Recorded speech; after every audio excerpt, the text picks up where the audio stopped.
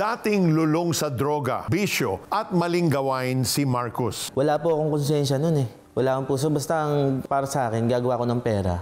Kahit anong way, basta maging big time po. Pero nang makilala niya si Jesus sa pamamagitan ng The 700 Club Asia, siya ay lubos na pinalaya. Pagmula nun, naramdaman ko po yung yakap. Niyakap talaga ako ni Lord. Nawala lahat ng bigat ng dinadala mo. Nawala po talaga, napalitan lahat ng joy sa ng peace. Ngayon, mabuting asawa, ama at lingkod ng Diyos na siya. Ang kapangyarihan ni Kristo ang tunay na nagbibigay ng bagong buhay.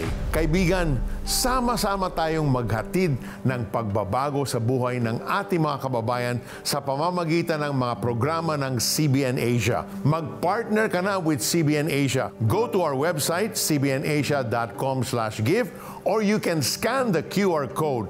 Call the numbers being flashed on the screen. God bless you as you give.